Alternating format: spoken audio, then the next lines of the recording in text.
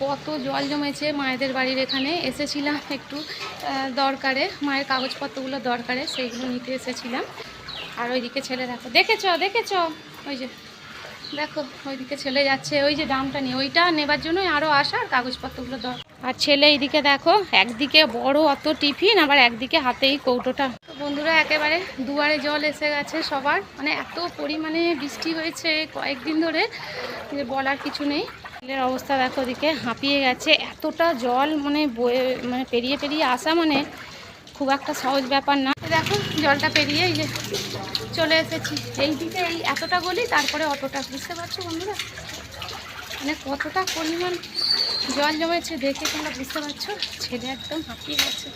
এই যে দেখো এই সবে এই রাস্তায় এলাম, দুটো জিনিস দেখেছে এখানে। চলো এখানে একটা টোটো দেখি, কেন এগুলো নিয়ে এই অতটা হেঁটে আবার যাওয়া যাবে না।